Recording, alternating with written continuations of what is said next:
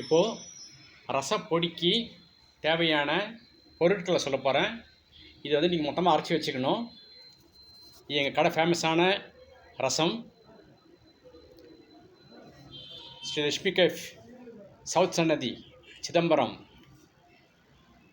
It's going towards golden jubilee, SLC, rasam SLC.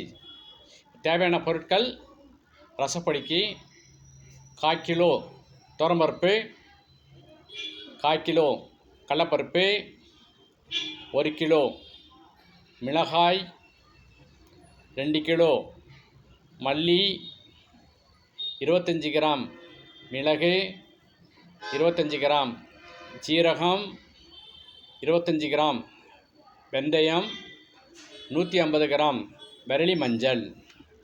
அதுக்கப்புறம் இதை வந்து ஏதாவது அரவை மிஷினில் கொடுத்து அரைச்சி வச்சுக்கணும். இதுதான் ரசப்பொடியோட காம்பினேஷன் ரேஷியோ. ஓகேவா? இது வந்து யாருக்கும் ஷேர் பண்ணாதீங்க, நீங்கள் மட்டும் யூஸ் பண்ணிங்க. இந்த ரசப்பொடி காம்பினேஷன் எங்கள் கடை என்னவோ அந்த சீக்கிரட்டை வந்து நான் ரிவீல் பண்ணியிருக்கேன். இது சொல்லக்கூடாது. இருந்தாலும் இந்த மாதிரி நம்மளுடைய உணவு முறை வந்து பல இடத்துக்கு ரீச் ஆகணும். இதில் வந்து நாம் வந்து உடலுக்கு தேவையான எனர்ஜெட்டிக் புரோட்டீன் உள்ளது. ஓகேவா? அதனால தான் சொல்கிறேன் நான். உடம்புக்கு ஹெல்த்தியானது. ஜுரம் உள்ளவங்க, குழந்தைங்க, வயசானவங்க, அப்புறம் அர்ஜென்ட்டாக சாப்பிட்ணுன்னு நினைக்கிறவங்க, இவங்களுக்கெல்லாம் இது வந்து மிகச்சிறந்த சாப்பாடு ரசம் சாதம் தான். அதுக்கப்புறம் எப்படி ரசம் வைக்கணுன்னாக்கா, வேறு அடுத்த பொருட்கள்: 50 புளி, 100 கிராம் துவரம்பருப்பு, 4 டீஸ்பூன் ரசப்பொடி. நம்ம இது பண்ணுறோம் பார்த்திங்களா, 4 டீஸ்பூன் எடுத்துக்கணும். ஒரு அரை சிட்டிகை இல்லை 1/4 சிட்டிகை மஞ்சப்பொடி.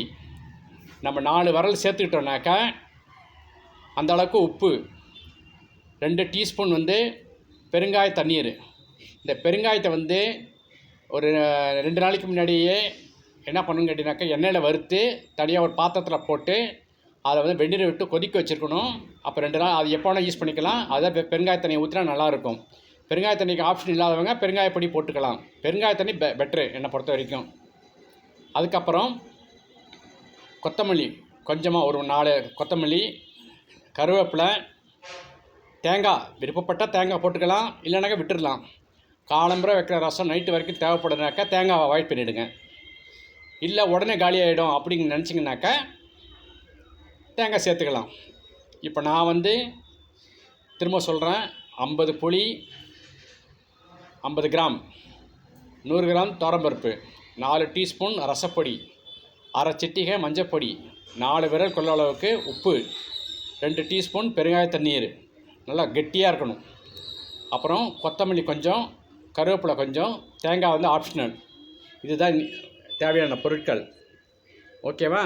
சரி, எப்படி ரசம் வைக்கிறதுங்கிறது வந்து நான் 1 பை 1 சொல்லித்தரேன். அடுத்த வீடியோவில் போடுறேன் நான். பார்த்துங்க. நன்றி.